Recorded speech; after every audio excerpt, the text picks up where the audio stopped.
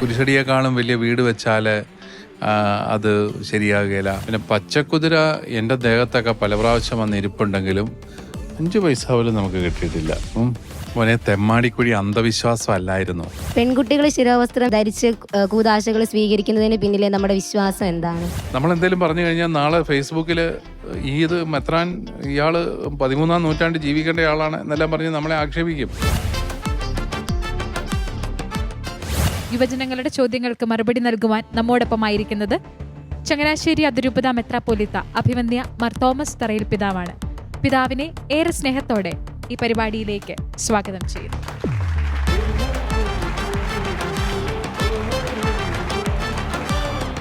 പിതാവെ, നമ്മുടെ രൂപതയിലെ തന്നെ ഒരു പ്രദേശത്ത് അവർ പറഞ്ഞു വരുന്ന ഒരു കാര്യത്തെക്കുറിച്ചാണ് ഞാൻ പിതാവിനെ ശ്രദ്ധയിൽപ്പെടുത്താൻ ഉദ്ദേശിക്കുന്നത്. പള്ളിയുടേതായിട്ടുള്ള ഒരു കുരിശടിയുണ്ട്. കുരിശടിയുടെ എതിർവശത്തെ പറമ്പിൽ ഒരാൾ, ആ ഇടവക്കാരൻ തന്നെ ആയിട്ടുള്ള ആൾ, ഒരു വീട് പണിയുന്നു. വീട് പണിതപ്പോൾ വീട് ഇച്ചിരി വലിയ വീടാണ്. കുരിശടിയേക്കാൾ ഉയരത്തിലാണ് വീട് പണിത്. വീട് പണിത് കഴിഞ്ഞു കയറി താമസിച്ചതിന് ശേഷം വീട്ടിൽ തുടരെ 1-2 അനിഷ്ട സംഭവങ്ങളൊക്കെ സംഭവിച്ചു. അപ്പം പലരും അവരെ പറഞ്ഞ് ഭയപ്പെടുത്തുന്നു, ഇത് കുരിശടിയേക്കാൾ ഉയരത്തിൽ വീട് വെച്ചതുകൊണ്ടാണ് ഇങ്ങനെ അനിഷ്ട സംഭവങ്ങൾ ഉണ്ടാവുന്നതെന്ന് പറഞ്ഞു. അപ്പോൾ വീട് പൊളിക്കാൻ പറ്റാത്തതുകൊണ്ട് അവരുടെ ചെലവിൽ കുരിശടിക്ക് ഉയരം കൂട്ടിക്കൊടുക്കുന്നു. അപ്പം ഇത് ഇങ്ങനെ സംഭവിച്ചതല്ല എൻ്റെ ചോദ്യം. അനിഷ്ടങ്ങൾ തീർന്നു എന്ന് അവർ വിശ്വസിക്കുന്നു. പക്ഷേ ഇതിന്റെ ചോദ്യം എന്താന്ന് വെച്ചാൽ, ആ ഇടവകാംഗങ്ങൾ ഇതൊരു അഭിമാനമായിട്ടാണ് പറയുന്നത്. അതായത് ഞങ്ങളുടെ പുണ്യാളച്ചനെ തൊട്ടാൽ, അല്ലെ ഞങ്ങളുടെ പുണ്യാളച്ചനേക്കാൾ ഉയരത്തിൽ വീട് വെച്ചാൽ ഇങ്ങനെ സംഭവിക്കും എന്ന രീതിയിലാണ് അവർ അവതരിപ്പിക്കുന്നത്. അപ്പൊ അതിനോട് പിതാവിന്റെ അഭിപ്രായം? കത്തോലിക്ക വിശ്വാസമല്ല, അത്രേ എനിക്ക് പറയാൻ പറ്റുള്ളൂ. കത്തോലിക്ക വിശ്വാസം അനുസരിച്ച് ഇങ്ങനെ നമുക്ക് പണി തരുന്ന വിശുദ്ധരും നമ്മളെ പ്രതികാരം ചെയ്യുന്ന ദൈവം ഒന്നും ഇല്ല കേട്ടോ. കത്തോലിക്ക വിശ്വാസം കുരിശോളം നിന്നെ സ്നേഹിക്കുന്ന ഒരു ദൈവമാണ്. അതേ നമ്മൾ വിശ്വസിക്കാവുള്ളൂ. അതിൽ കവിഞ്ഞൊന്നും വിശ്വസിക്കരുത്. ശാപങ്ങളിലോ ശപിക്കുന്ന ദൈവമോ ഒന്നുമില്ല. കുരിശോളം നിന്നെ സ്നേഹിക്കുകയാണ്. അതുകൊണ്ടാണ് നമുക്ക് പരാജയങ്ങളുണ്ടാവും, തിന്മ ജയിക്കുന്നത് പോലെ നമുക്ക് തോന്നും. പക്ഷേ കുരിശുമരണത്തിൽ തിന്മ ജയിച്ചതുപോലെ അവർക്ക് തോന്നി, അല്ലേ? ദൈവപുത്രൻ കുരിശിൽ മരിച്ചു, തിന്മ ജയിച്ചു. പക്ഷെ അതിനെ പോലും ഉയർപ്പിന്റെ മഹത്വത്തിലേക്ക് കർത്താവ് കൊണ്ടുപോവുകയായിരുന്നു. അപ്പോൾ അതുകൊണ്ട് ഇങ്ങനെ കുരിശടിയേക്കാളും വലിയ വീട് വെച്ചാൽ അത് ശരിയാകുകയില്ല, അങ്ങനെയൊക്കെയുള്ള ചിന്തകൾ ക്രൈസ്തവമല്ല എന്ന് ഞാൻ പറയും. പിന്നെ നമ്മുടെ ആൾക്കാർ പള്ളിയോടുള്ള റെസ്പെക്റ്റിൻ്റെ പേരിൽ പള്ളിയുടെ മുമ്പിൽ കൊണ്ടുപോയി വീട് പണിയത്തില്ലായിരുന്നു. അത് പള്ളിയോടുള്ള ഒരു റെസ്പെക്റ്റ് ആയിരുന്നു. കുരിശ് അതെല്ലാവരും കാണണം എന്നുള്ള നിലയിൽ. അതുകൊണ്ടാണ് നമ്മുടെ പഴയ പള്ളികളുടെയൊക്കെ മുമ്പിൽ വഴിയായിട്ടിരിക്കുന്നത്, അല്ലേ? പഴയ പുരാതനമായ പള്ളികളുടെ എല്ലാം മുമ്പിൽ ഒരു വഴി കാണും. കാരണം അവിടെ ആരും വീട് വെക്കുകയില്ല. ആ വഴി അങ്ങ് നീണ്ടു കിടക്കാണ്. അത് ആ കുരിശിനോടുള്ള, ദേവാലയത്തോടുള്ള, അവിടുത്തെ ബലിവേദിയോടുള്ള, സക്രാരിയോടുള്ള ഒരു ആദരവാണ്. അതിനെ ബ്ലോക്ക് ചെയ്ത് ആരും സാധാരണ രീതിയിൽ ചെയ്യത്തില്ല. പക്ഷെ ചെയ്തെന്നും പറഞ്ഞുകൊണ്ട് കർത്താവ് പണി തരുമെന്നൊന്നും ഞാൻ വിശ്വസിക്കുന്നില്ല. അവർക്ക് അതേ സ്ഥലമുള്ളെങ്കിൽ പിന്നെ എന്നാ എടുക്കും, അല്ലേ? പിതാവെ, കൂടുതലും പ്രായമായവരിലാണ് ഞാനിത് കണ്ടിട്ടുള്ളത്. അതായത് ഒരു വഴിക്ക് പോകുമ്പം അവരെ പുറകിൽ നിന്ന് വിളിക്കുന്നത് ശരിയല്ല. അതുപോലെ തന്നെ പച്ചക്കുതിര വീട്ടിൽ വന്നാൽ സമ്പത്ത് വരും. കിട്ടിയിട്ടുണ്ടോ? എനിക്കറിയാം. അതുപോലെ തന്നെ ഈ നമ്മൾ ആരുടെയും കയ്യിൽ നിന്ന് പൈസ കടം വാങ്ങിച്ചാൽ നമ്മളത് വർഷാവസാനം ആകുമ്പോഴത്തേനും തിരിച്ചു കൊടുക്കണം. ഇപ്പം വർഷം തുടങ്ങിക്കഴിഞ്ഞാൽ നമ്മൾ കൊടുക്കുന്നെങ്കിൽ നമ്മുടെ കയ്യിൽ നിന്ന് പൈസ പിന്നെ പൊക്കോണ്ടേയിരിക്കും. അങ്ങനത്തെയൊക്കെ ഉള്ളൊരു വിശ്വാസം. അതൊക്കെ സമയത്ത് കാശ് കിട്ടാൻ വേണ്ടിയിട്ട് ബുദ്ധിമാന്മാരാരാണ്ട് പറഞ്ഞുണ്ടാക്കിയ കാര്യമായിരിക്കാനാണ് സാധ്യത. പിന്നെ പച്ചക്കുതിര എൻ്റെ ദേഹത്തൊക്കെ പല പ്രാവശ്യം വന്ന് ഇരിപ്പുണ്ടെങ്കിലും 5 പൈസ പോലും നമുക്ക് കിട്ടിയിട്ടില്ല. കുതിര വന്ന് കയറി ഇറങ്ങി പോയതല്ലാതെ ഒരു ഗുണം ഉണ്ടായിട്ടില്ല. പിന്നെ മോൾ ആദ്യം ചോദിച്ചതെന്നാ? ഒരു വഴിക്ക് പോകുന്ന ആളെ പുറകിൽ നിന്ന് പ്രായമായ മനുഷ്യരാണെങ്കിൽ പുറകിൽ നിന്ന് വിളിക്കരുത്. കാരണം അതുങ്ങൾ തിരിഞ്ഞു വരുമ്പോൾ നിങ്ങളുടെ വല്ലോ കയ്യോ കാലോ ഒക്കെ ഒടിഞ്ഞു പോകും. അത് പുറകിൽ നിന്ന് വിളിക്കാതിരിക്കുന്നതാണ് നല്ലത്. പക്ഷെ വിളിച്ചെന്ന് പറഞ്ഞുകൊണ്ട് വലിയ അപകടം പറ്റുമോ? എനിക്ക് സംശയം കേട്ടോ. ഞങ്ങൾ ഈ യാത്രയൊക്കെ ചെയ്യുമ്പോൾ പല പ്രാവശ്യം പൂച്ച അങ്ങോട്ട് ചാടുന്നു, ഇങ്ങോട്ട് ചാടുന്നു. ചില പൂച്ചകൾ പകുതി വരെ വന്നിട്ട് ഓടിപ്പോകുന്നു. ഇതൊന്നും നമ്മുടെ ജീവിതത്തിൽ എന്തെങ്കിലും ഇഫക്റ്റ് ഉണ്ടാക്കിയതായിട്ട് എനിക്കിതുവരെ അനുഭവമില്ല. നിങ്ങൾക്ക് അനുഭവം ഉണ്ടെങ്കിൽ നിങ്ങളത് വിശ്വസിച്ചു. ഇതൊക്കെ നാട്ട് പാരമ്പര്യങ്ങളിൽ ഈ മനുഷ്യൻ്റെ ഭയപ്പാടുകൾ ഇങ്ങനെ പല രീതിയിൽ വരുമല്ലോ. അങ്ങനെയൊക്കെ രൂപപ്പെട്ട ചില ട്രഡീഷൻസ് ആകാനായിട്ടാണ് സാധ്യത. നമ്മുടെ വിശ്വാസം നമ്മളെ ഏറ്റവും കൂടുതൽ സഹായിക്കുന്നത് ധൈര്യത്തോടെ ജീവിക്കാനാണ്. മരണത്തിൻ്റെ താഴ്വരയിൽ കൂടിയാണ് ഞാൻ നടക്കുന്നതെങ്കിലും കർത്താവ് കൂടെയുള്ളതിനാൽ ഞാൻ ഭയപ്പെടുകയില്ല. അതാണ് നമ്മുടെ വിശ്വാസം. ഓക്കെ, ഓക്കെ, അങ്ങനെ വളരെ ഇൻട്രസ്റ്റിങ്ങും ഹ്യൂമറസും ഒക്കെ ആയിട്ടുള്ള ഒരു എപ്പിസോഡാണ്.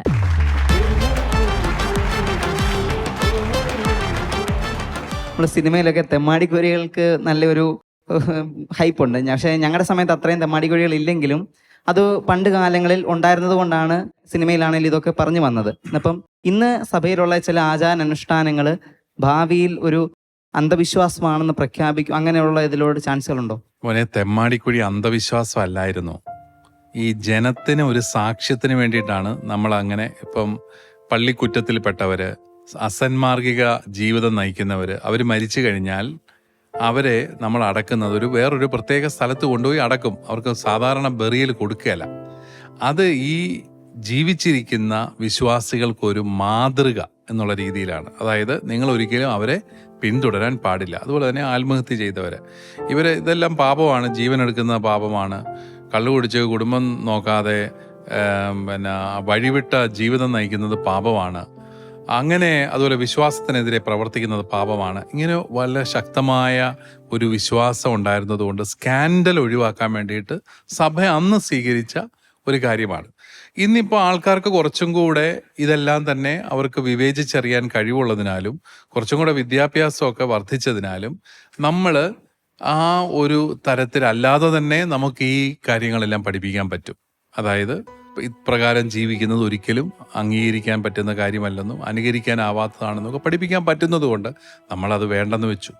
പിന്നെ മനുഷ്യാവകാശങ്ങളെക്കുറിച്ചുള്ള ചിന്തകളൊക്കെ കുറച്ചും കൂടെ കൂടി. നമുക്ക് ഇപ്പോൾ ഓരോരുത്തർക്കും ഒരു മാന്യമായ ബെറിയലിന് അവകാശമുണ്ടെന്നുള്ളൊരു ചിന്തയൊക്കെ വന്നു. പിന്നെ അവരുടെ കുടുംബങ്ങളോട് നമ്മൾ കരുണ കാണിക്കണം. അവരോടല്ല, അവർ ചെയ്തത് തെറ്റിപ്പോയെങ്കിലും അവരുടെ കുടുംബങ്ങളോട് കരുണ കാണിക്കണം എന്നൊക്കെയുള്ളൊരു ചിന്ത വന്നപ്പം സഭ അതിലൊരു ചെറിയ വ്യത്യാസം, അത് അന്ധവിശ്വാസമായിരുന്നില്ല. അപ്പോൾ ദീപു ചോദിക്കുന്നത് ഇപ്പോഴത്തേത് പലതും നാളെ അന്ധവിശ്വാസമായിട്ട് മാറത്തില്ലെന്നാണ്. പരമാവധി സ്നേഹമാണ് സുവിശേഷം പഠിപ്പിക്കുന്നത്. അതിന് വിരുദ്ധമായ എന്തെങ്കിലും ഉണ്ടെങ്കിൽ അതിന് തിരുത്തലുകളുണ്ടാവും, അല്ലാത്തത് നിലനിൽക്കും സഭയിൽ. പക്ഷെ ഇപ്പം നമ്മൾക്ക് നമ്മുടെ സഭയെക്കുറിച്ചും നമ്മുടെ വിശ്വാസത്തെക്കുറിച്ചും നമുക്ക് പറയാൻ പറ്റുന്നത് പരമാവധി സ്നേഹത്തിലേക്ക് നമ്മളെ നയിക്കുന്ന കാര്യങ്ങളൊക്കെ സഭയിലുള്ളൂ. പിതാവെ, പൊതുവെ നമ്മുടെ ഒരു പാരമ്പര്യവും നമ്മുടെ രീതികളും അനുസരിച്ച് നമ്മൾ മൃതശരീരങ്ങൾ അടക്കുകയാണ് ചെയ്യുന്നത്. പക്ഷേ പുറം രാജ്യങ്ങളിലൊക്കെ ആണെങ്കിൽ സ്ഥലം കുറവാണ്, സൗകര്യം കുറവാണ്, അവർ ദഹിപ്പിക്കുകയാണ് ചെയ്യുന്നത്. ശരിക്കും കത്തോലിക്ക വിശ്വാസം അനുസരിച്ച് ഇതിലേതാണ് ശരിയായത്? കത്തോലിക്ക സഭയിൽ അത് നമ്മുടെ വിശ്വാസവുമായിട്ട് വലിയ ബന്ധമുണ്ടോ എന്ന് എനിക്ക് സംശയമാണ്. കത്തോലിക്ക സഭയിൽ ഇത് രണ്ടും അനുവദിച്ചിട്ടുണ്ട്. പ്രായോഗികമായ കാരണങ്ങൾ ചൂണ്ടിക്കാട്ടിയാണ് മൃതശരീരം ദഹിപ്പിച്ചടക്കാനായിട്ട് അനുവാദം ചോദിക്കുന്നത്. ഇപ്പോൾ ഉദാഹരണത്തിന് കോവിഡ് കാലത്ത് നമ്മളെല്ലാവരെയും തന്നെ കോവിഡ് പിടിച്ച് മരിച്ചവരെ എല്ലാവരെയും ദഹിപ്പിക്കേണ്ടതായിരുന്നു. അത് പ്രായോഗികമായ ഒരു നെസസിറ്റിയാണ്. അപ്പോൾ അതിനുള്ള സൗകര്യങ്ങൾ സഭ ചെയ്തു. കാരണം ഓൾറെഡി വർഷങ്ങളായിട്ട് പാശ്ചാത്യ സഭയിൽ ഇത് നിലവിലിരിക്കുന്ന ഒരു കാര്യമാണ്. അപ്പോൾ അത് വിശ്വാസത്തിൻ്റെ തലം എന്നുള്ളതിൻ്റെ അപ്പുറത്ത് പ്രായോഗികമായ കാരണങ്ങളാൽ സഭ അതിന് അനുവാദം കൊടുക്കാറുണ്ട് എന്നുള്ളതാണ് ഉത്തരം. പിതാവെ, നമ്മൾ ഈ വിശുദ്ധരുടെയൊക്കെ ശരീരങ്ങളാണെങ്കിലും നമ്മൾ അതിനെ തിരുശേഷിപ്പായിട്ടൊക്കെയാണ് നമ്മൾ അതിനെ വണങ്ങുന്നത്. അപ്പം ഈ ശരീരത്തിനൊരു ഒരു വിശുദ്ധി അല്ലെങ്കിൽ അങ്ങനെയുള്ള കാര്യങ്ങളൊക്കെ വരുമ്പോഴത്തേക്കും നമ്മളതിനെ ബഹുമാനിക്കുന്നുണ്ടല്ലോ. അപ്പോൾ കുറച്ചും കൂടെ ഉചിതമെന്ന് പറഞ്ഞു കഴിഞ്ഞാൽ വിശ്വാസപരമായിട്ട് അടക്കുന്നതല്ലേ ശരിക്കും അതിൻ്റെ ശരിയായ ഒരിത്? അത് ഓരോ കാലഘട്ടത്തെയും കാഴ്ചപ്പാടിനനുസരിച്ച് മാറും. ഇപ്പം ഹൈന്ദവ സഹോദരങ്ങൾ അവരുടെ പ്രിയപ്പെട്ടവരുടെ മൃതശരീരങ്ങളെ ബഹുമാനിക്കുന്നുണ്ടെങ്കിലും അവർ ദഹിപ്പിക്കുകയല്ലേ. അത് മഹാത്മാഗാന്ധി ഉൾപ്പെടെ എല്ലാവരുടെയും ബോഡി ദഹിപ്പിച്ചതാണ് അല്ലേ. പിന്നെ അഴുകാത്ത ശരീരമുള്ള വിശുദ്ധരെയൊക്കെ നമുക്ക് ദഹിപ്പിച്ചിരുന്നെങ്കിൽ നമുക്കിപ്പോൾ അങ്ങനെ ഒരു തെളിവ് ലഭിക്കില്ലായിരുന്നു. ലഭിച്ചില്ലേലും വലിയ കുഴപ്പമില്ലെന്നാണ് എൻ്റെ അഭിപ്രായം. കാരണം അഴുകിയാലും ഒരു വ്യക്തിയുടെ ജീവിത വിശുദ്ധിയൊന്നും അയാളോടുകൂടി മറയപ്പെട്ടു പോകുന്നില്ല. അതെല്ലാം പുറത്തു വരും. അപ്പം അതുകൊണ്ട് അതൊരു വലിയ ഒരു സഭയിൽ ഇതൊന്നും വലിയ നിർബന്ധമുള്ള കാര്യങ്ങളൊന്നും അല്ല. പിതാവേ, നമ്മൾ രൂപങ്ങളെ കുറിച്ച് മുമ്പേ സംസാരിച്ചായിരുന്നല്ലോ. രൂപങ്ങൾക്ക് ഒത്തിരി നമ്മൾ പ്രാതിനിധ്യം കൊടുക്കുന്നില്ല എന്നൊക്കെ. പക്ഷേ പലപ്പോഴും ദൈവിക വെളിപ്പെടുത്തലുകളായിട്ട് അത്ഭുതമായ തിരുസ്വരൂപങ്ങൾ കേരളത്തിലുമുണ്ട്. പല ദേവാലയങ്ങളിൽ, തങ്കിപ്പള്ളി പോലുള്ള പള്ളികൾ, അല്ലെങ്കിൽ ഒത്തിരി രൂപങ്ങൾ അത്ഭുതങ്ങളായിട്ട് നമ്മുടെ കൺമുന്നിൽ തന്നെയുണ്ട്. അപ്പം അതിനെക്കുറിച്ചുള്ളൊരു ഇങ്ങനെയുള്ള രൂപങ്ങൾ വിശ്വാസം കൂട്ടാനൊക്കെ സഹായിക്കുന്നില്ലേ?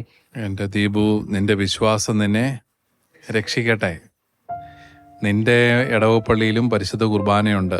പരിശുദ്ധ കുർബാനയിൽ ഈശോയുടെ ശരീരം നിന്റെ നാവിൽ അലിയുന്ന കുഞ്ഞപ്പമായി കടന്നു വരികയാണ്. അതിനേക്കാളും വലിയതൊന്നും ഇല്ല. അതിനേക്കാളും വലിയതൊന്നുമില്ല. ഏറ്റവും വലിയ അത്ഭുതം ഓരോ ദിവസവും പരിശുദ്ധ കുർബാനയിൽ നിങ്ങളുടെ ഇടവപ്പള്ളി നടക്കുന്ന അത്ഭുതമാണ്. പിന്നെ ചില വ്യക്തികളെ സംബന്ധിച്ചിടത്തോളം ഇപ്രകാരമുള്ള അത്ഭുത രൂപങ്ങളോ പ്രത്യേക ദൈവിക സാന്നിധ്യമുള്ള ഇടങ്ങളോ ഒക്കെ അവരെ വിശ്വാസത്തിലേക്ക് ആനയിക്കാൻ ഉപയുക്തമാണ്. അവരോട് പൊക്കോട്ടെ, നമ്മൾ തടയണ്ട. പക്ഷേ നമ്മൾ പോകാത്തത് കൊണ്ട് നമുക്ക് വലിയ കുറവൊന്നും സംഭവിക്കുന്നില്ല. നമ്മുടെ ഇടവകപ്പള്ളിയിൽ ഈശോ പൂർണ്ണമായിട്ടും പരിശുദ്ധ കുർബാനയിൽ സന്നിഹിതനാണ്. അതിൽ കൂടുതലൊന്നുമില്ലല്ലോ. പിതാവ്, ഒരു ജനറൽ ആയിട്ടുള്ളൊരു ക്വസ്റ്റ്യൻ ചോദിച്ചോട്ടെ. അതായത് ഇപ്പം നമ്മൾ പള്ളിയിൽ പോകുമ്പം നമ്മൾ കൂദാശകൾ സ്വീകരിക്കുമ്പോൾ, കുർബാന സ്വീകരിക്കുമ്പോഴൊക്കെ പെൺകുട്ടികൾ എപ്പോഴും തലയിൽ ശിരോവസ്ത്രം ധരിക്കണം. ഇനി എങ്ങാനും നമ്മൾ തിരക്കിനിടയ്ക്ക് മറന്നുപോയാൽ നമ്മുടെ അപ്പുറത്ത് നിൽക്കുന്ന സിസ്റ്റർ അല്ലെങ്കിൽ ആൻറ്റിമാരൊക്കെ നമ്മളെ വളരെ രൂക്ഷമായിട്ട് നോക്കും. പക്ഷേ ആൺകുട്ടികൾ അങ്ങനെ ശിരോവസ്ത്രം ധരിക്കുന്നില്ല. അപ്പം പെൺകുട്ടികൾ ശിരോവസ്ത്രം ധരിച്ച് കൂദാശകൾ സ്വീകരിക്കുന്നതിന് പിന്നിലെ നമ്മുടെ വിശ്വാസം എന്താണ്? അതൊരു ചോദ്യമാണ്. യഥാർത്ഥത്തിൽ നമ്മളതൊരു ബിബ്ലിക്കൽ ട്രഡീഷൻ ആയതുകൊണ്ട് നമ്മളത് ഫോളോ ചെയ്യുന്നതേ ഉള്ളൂ. അതായത് പൗലോസ്ലീഹ കൊറിന്തോസിലെ സഭയ്ക്ക് എഴുതിയ ലേഖനത്തിൽ ചില കാര്യങ്ങൾ തിരുത്തുന്ന കൂട്ടത്തിൽ പറയുന്നുണ്ട്. സ്ത്രീകൾ അവരുടെ മുടി മറയ്ക്കണം, അല്ലേ, ശിരസ് മറയ്ക്കണം. എന്നെ സംബന്ധിച്ചിടത്തോളം അതൊരു ഭക്തിയുടെ അടയാളമായിട്ട് മാത്രമേ കാണുന്നുള്ളൂ. കാരണം നിങ്ങൾക്ക് കൂടുതൽ മുടിയുള്ളതുകൊണ്ടാണ് കേട്ടോ. ഞങ്ങൾ ഇനി എന്നാ മറയ്ക്കാനാണ്, അതേ കഷണ്ടിയാണ്. അപ്പോൾ അതുകൊണ്ടാണ് ഇനി ആണുങ്ങൾ നിങ്ങളെപ്പോലെ മുടിയും വളർത്തി വരുന്നവന്മാരൊക്കെ എൻ്റെ ആഗ്രഹം അവന്മാരും കൂടെ ഇത് ഒരു തുണിയിട്ട് മറയ്ക്കണമെന്നാണ്. പക്ഷേ അവർ മറയ്ക്കുന്നില്ല. യഥാർത്ഥത്തിൽ 1917 വരെ ലാറ്റിൻ കാനൻ ലോയിൽ സ്ത്രീകളെല്ലാം മുടി മറച്ച് ശിരോവസ്ത്രം ഉപയോഗിക്കണമെന്ന് നിയമം ഉണ്ടായിരുന്നു. പക്ഷേ 1983 ആയപ്പോഴത്തേക്ക് അവരത് എടുത്ത് കളഞ്ഞു. കാലം മാറി, ചിന്തകൾ മാറി കഴിഞ്ഞപ്പോഴത്തേക്കും എടുത്ത് കളഞ്ഞു. എങ്കിലും നമ്മുടെ പരമ്പരാഗത സമൂഹങ്ങളിലെല്ലാം നമ്മളിപ്പോഴും അത് പാലിക്കുന്നുണ്ട്. പെൺകുട്ടികൾ അതിനെ ഇഷ്ടപ്പെടാതിരിക്കരുതെന്നാണ് എൻ്റെ അഭിപ്രായം. കാരണം നല്ല ഭംഗിയുള്ളൊരു കാര്യമാണ്, ഒന്ന്. പിന്നെ രണ്ട്, അതൊരു റെസ്പെക്റ്റിൻ്റെ ഭാഗമാണ്. ഒരു മുടി നമ്മൾ വലിയ കാര്യമായിട്ട് അലങ്കാരമൊക്കെ നടത്തി ബ്യൂട്ടീഷ്യനെ കൊണ്ടെല്ലാം ചെയ്യിച്ച്, ഈ കല്യാണത്തിനൊക്കെ അത് കൂടുതൽ കണ്ടിട്ടുള്ളത്. അതിങ്ങനെ വിടർത്തിയൊക്കെ ഇട്ട് വരുമ്പോൾ ആൾക്കാരുടെ എല്ലാ ശ്രദ്ധ ഈ മുടിയിലോട്ടൊക്കെ ആയിപ്പോവും. അതൊന്നുമില്ല, ഒന്ന് മറച്ച് വെക്കുക. എന്നിട്ട് നിങ്ങൾ ആ സദ്യയുടെ സമയത്ത് ഇതെല്ലാം എടുത്ത് കളഞ്ഞു, ഒരു കുഴപ്പമില്ല. ഞാൻ കണ്ടിട്ടുണ്ട് കല്യാണത്തിനൊക്കെ ചിലപ്പോൾ പെൺകുട്ടികളെ മന്ത്രകോടി ഇട്ട് കൊടുക്കും. മന്ത്രകോടി എങ്കിലും ശിരസിലൂടെ ഒന്ന് അണിയിക്കുന്നത് അർത്ഥപൂർണ്ണമാണ്, വളരെ അർത്ഥപൂർണ്ണമായിട്ടുള്ളൊരു കാര്യമാണത്.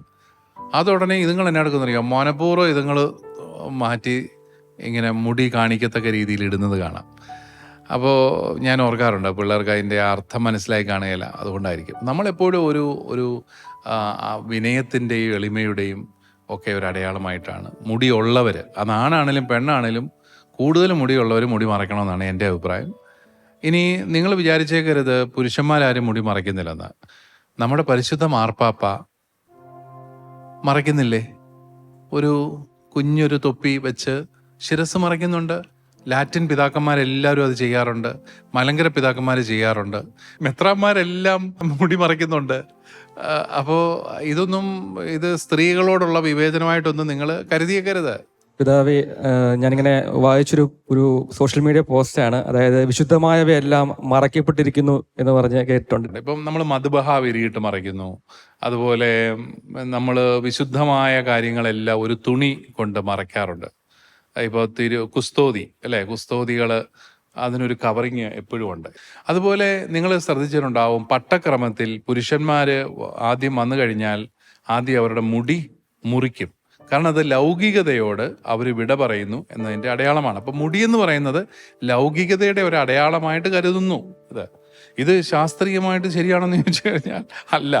അല്ലെങ്കിൽ ഇതിനെന്ത് യുക്തിയാണ്? ഒരു യുക്തിയില്ല. ഇതൊരു ട്രഡീഷനാണ്. ആ ട്രഡീഷൻ നമ്മൾ പാലിക്കുന്നു എന്ന് മാത്രമേ ഉള്ളൂ. അതിനേക്കാളും പ്രധാനം ഈ കല്യാണത്തിനൊക്കെ വരുമ്പോൾ മാന്യമായിട്ട് വസ്ത്രം ധരിക്കുക എന്നുള്ളതാണ്. ഇപ്പം എന്നെല്ലാമാണ് ധരിച്ചുകൊണ്ട് വരുന്നത്. നമ്മളെന്തേലും പറഞ്ഞു കഴിഞ്ഞാൽ നാളെ ഫേസ്ബുക്കിൽ ഇത് മെത്രാൻ, ഇയാൾ 13-ാം നൂറ്റാണ്ട് ജീവിക്കേണ്ട ആളാണ് എന്നെല്ലാം പറഞ്ഞ് നമ്മളെ ആക്ഷേപിക്കും. പക്ഷേ ഒരു മാന്യമായ ഒരു വസ്ത്രധാരണം, നല്ലൊരു സാരിയൊക്കെ ഉടുത്ത് കേട്ടോ, നിങ്ങളൊക്കെ കല്യാണമൊക്കെ കഴിക്കുമ്പോൾ നല്ല സാരി പോലെ ഇത്രയും സെറമോണിയലായിട്ടുള്ള ഒരു ഡ്രസ്സ് വേറെ ഉണ്ടോ? മെറിറ്റയ്ക്ക് ഇഷ്ടപ്പെട്ടില്ല കേട്ടോ. അപ്പോൾ സാരിയൊക്കെ കൊടുത്ത് നല്ല ഒരു ആഠ്യത്വത്തോടു കൂടി വിവാഹവേദിയിൽ ചെന്നിക്കണം. അത് വിശുദ്ധമായ ഒരു ഇടമാണ്. അത് ചുമ്മാ ഫോട്ടോയ്ക്ക് പോസ് ചെയ്യുന്ന ഒരു ഇവൻ്റ് അല്ല. അത് ഏറ്റവും വിശുദ്ധമായ ഒരു കൂദാശ നിങ്ങൾ സ്വീകരിക്കുകയാണ്. അത് പുരുഷന്മാരാണെങ്കിലും, പുരുഷന്മാർ പിന്നെ പൊതുവെയൊക്കെ എല്ലായിടവും മറച്ചോണ്ടൊക്കെയുള്ള ഉടുപ്പാണ് ഇപ്പോഴും ഇട്ടോ. ഇനി എന്നാണ് അതുങ്ങളും കൂടെ ഇങ്ങനെ തുടങ്ങുന്നത് എനിക്കറിയത്തില്ല. അപ്പം അതുകൊണ്ട് നമ്മളൊരു മോഡസ്റ്റി എന്നൊക്കെ പറയുന്നത് എപ്പോഴും കാട്ടണം. അത് പള്ളിയിൽ അച്ഛൻ പറഞ്ഞതുകൊണ്ടോ മെത്രാൻ പറഞ്ഞതുകൊണ്ടോ അല്ല. അത് നമ്മുടെ ഒരു ഭക്തിയുടെ ഒരു പ്രകടനമായിട്ട് നമ്മളത് ചെയ്യുക എന്നുള്ളതാണ്.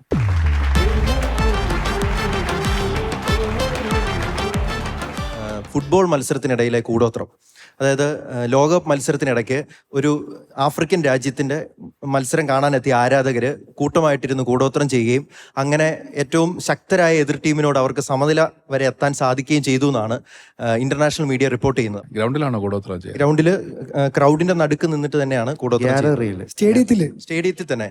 അവിടം വരെ എത്തി നമ്മൾ പുരോഗമിച്ച് അല്ലേ? അത് ഭയങ്കര രസമാണത്. ഇത് കുറേ നാളുകൾക്ക് മുമ്പ് ഇങ്ങനെയൊന്നും കേട്ടിട്ട് പോലും ഇല്ല നമ്മൾ. ഈ കൂടോത്രം എല്ലാം ചെയ്ത് വലിയ ശക്തിയോടുകൂടി ഈ ടീം വരുമ്പോൾ മറ്റവർക്ക് ചിലപ്പോൾ പേടി തുടങ്ങും.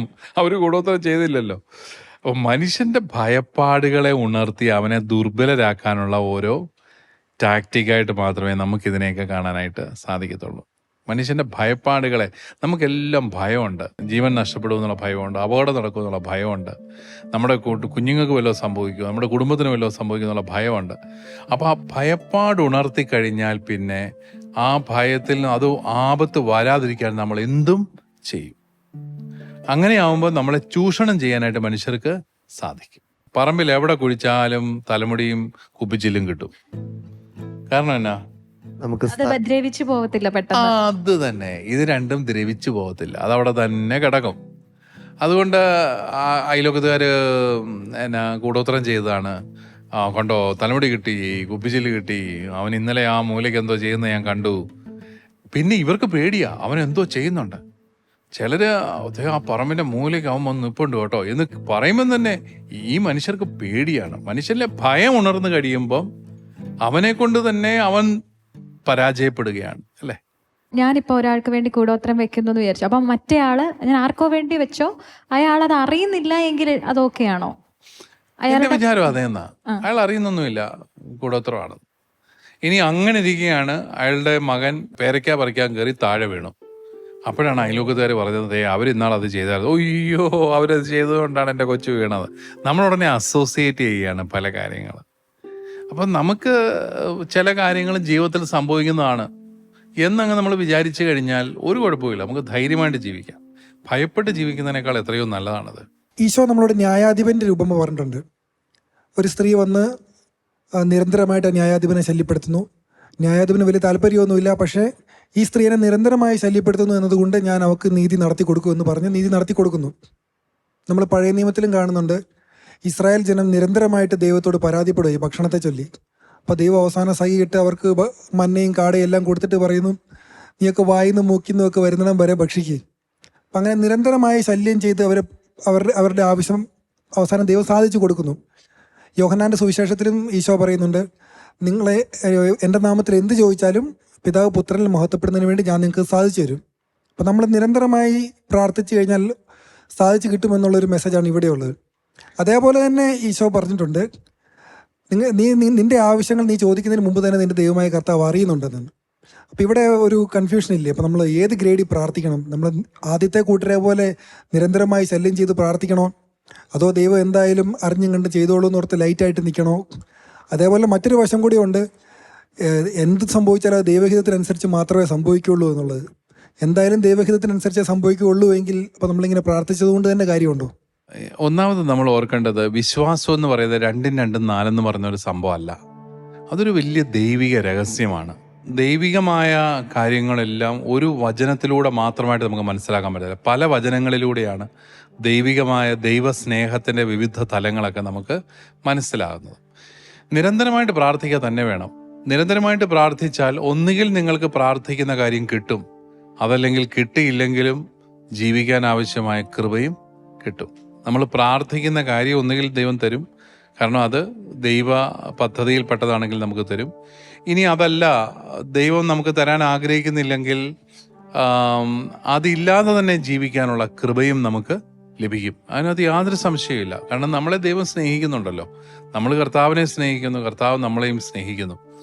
അപ്പോൾ അത് നമ്മളെപ്പോഴും മനസ്സിൽ സൂക്ഷിക്കുക എന്നുള്ളതാണ് ഏറ്റവും പ്രധാനം. പിന്നെ ദൈവിക പദ്ധതി അനുസരിച്ചാണ് എല്ലാം നടക്കുന്നതെങ്കിൽ നമ്മൾ എന്തിനാണ് പ്രാർത്ഥിക്കുന്നത്? ഞാൻ പറയും, ദൈവ പദ്ധതി വെളിപ്പെട്ട് കിട്ടാൻ വേണ്ടിയിട്ടാണ് നമ്മൾ പ്രാർത്ഥിക്കുന്നത്. ദൈവിക പദ്ധതിയിലുണ്ടെങ്കിലും ചിലപ്പോൾ എല്ലാം നമുക്ക് വെളിപ്പെട്ട് കിട്ടണമെന്ന് ഇല്ല.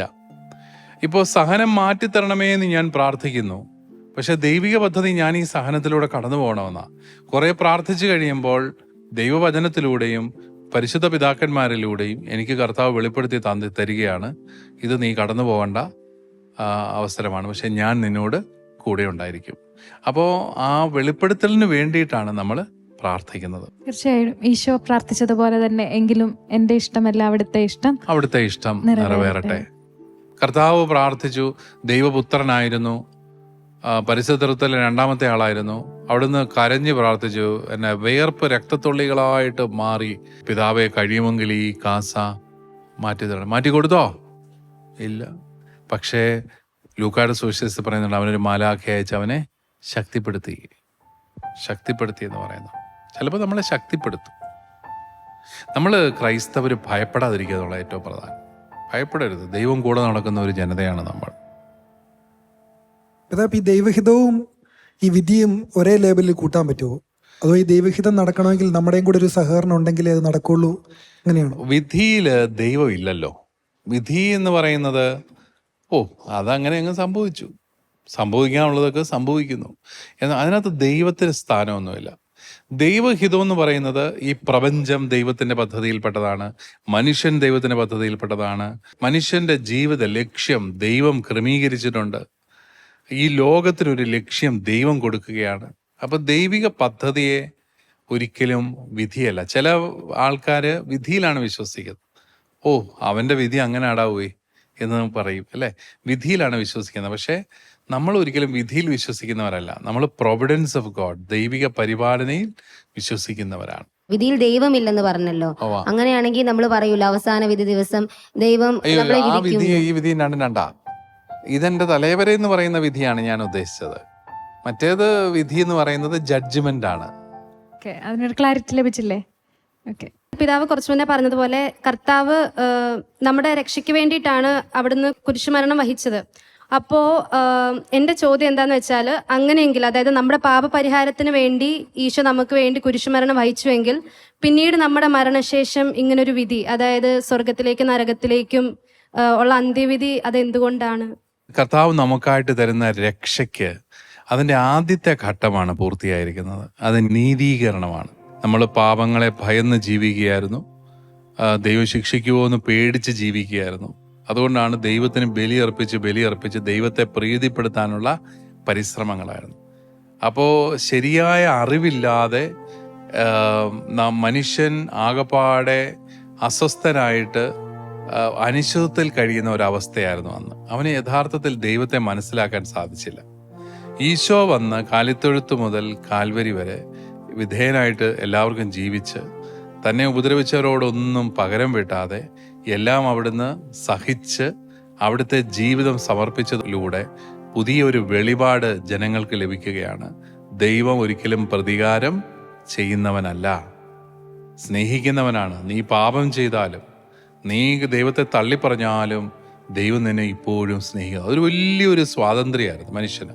അതുകൊണ്ട് ഇനി നമ്മളിങ്ങനെ മൃഗബലികളും നടത്തി അല്ലെങ്കിൽ അതും നടത്തി ഇതും നടത്തി ദൈവത്തെ പ്രീതിപ്പെടുത്തേണ്ട കാര്യമില്ല. ദൈവം ഓൾറെഡി പ്രീതിപ്പെട്ടിരിക്കുകയാണ്. നീ ദൈവത്തെങ്കിലേക്കൊന്ന് കടന്നു വന്നാൽ മാത്രം മതി. ഈ ഒരു വലിയ വെളിപാടാണ് കുരിശിൽ നമുക്ക് ലഭിച്ചത്. പക്ഷെ ആ വെളിപാട് കിട്ടിയെന്ന് പറഞ്ഞുകൊണ്ട് എല്ലാവരും അത് സ്വീകരിച്ചുവെന്നോ അറിഞ്ഞെന്നോ ഇല്ല. അപ്പോൾ ഇനിയുള്ള ജനം മുഴുവൻ പ്രഘോഷണത്തിലൂടെ ആ വെളിപാട് സ്വന്തമാക്കി അതനുസരിച്ച് ജീവിച്ച് ദൈവത്തോട് ഐക്യപ്പെട്ട് ഈ സ്നേഹത്തിൽ ജീവിക്കാനായിട്ട് തയ്യാറാവണം. തയ്യാറാവുന്നോ ഉണ്ടോ ഇല്ലയോ എന്നുള്ളതിനെ ആശ്രയിച്ചാണ് അന്ത്യവിധി. അന്ത്യവിധിയിലെ ചോദ്യങ്ങൾ എന്നൊക്കെയാണ് മെറിൻ? ഞാൻ വിശക്കുന്നവനായിരുന്നു. പരദേശിയല്ല തുടക്കം. പരദേശത്തിന് വല്ലതും പോവാണോ? അല്ല. ഞാൻ വിശക്കുന്നവനായിരുന്നു, ഭക്ഷണം തന്നോ? സ്നേഹത്തിന്റെ പ്രവർത്തനങ്ങളാ ചോദിക്കുന്നത് മുഴുവൻ, അല്ലേ? അന്ത്യവിധിയിലെ ചോദ്യം മുഴുവൻ സ്നേഹത്തിന്റെ പ്രവർത്തനങ്ങളാ. പിന്നെ ഞാൻ ദാഹിക്കുന്നവനായിരുന്നു, കുടിക്കാൻ തന്നോ? ഞാൻ നഗ്നനായിരുന്നു, ഉടുപ്പിച്ചോ? ഞാൻ പരദേശിയായിരുന്നു, സ്വീകരിച്ചോ? കാരാഗൃഹവാസിയായിരുന്നു, സന്ദർശിച്ചോ? അപ്പൊ അത് ആ സ്നേഹത്തിലേക്ക് നീ കടന്നു വന്നോ? നിന്നെ ഇങ്ങനെ സ്നേഹിക്കുന്ന ദൈവത്തെ നീ ഉൾക്കൊണ്ട് നീയും അതുപോലത്തെ ഒരു സ്നേഹം മറ്റുള്ളവർക്ക് കൊടുത്ത് സ്നേഹത്തിന്റെ ഒരു സംസ്കാരം വളർത്തിയോ? അതാണ് അന്ത്യവിധി. Thank you. ഇന്ന് യുവജനങ്ങളുടെ ചോദ്യങ്ങൾ ക്ഷമയോടെ കേട്ട് ഉത്തരം നൽകിയ അഭിമന്യ തറയിൽ പിതാവിന് നെല്ലും പതിരും എന്ന ഈ പ്രോഗ്രാമിന്റെ പേരിൽ നന്ദി അർപ്പിച്ചുകൊള്ളുന്നു.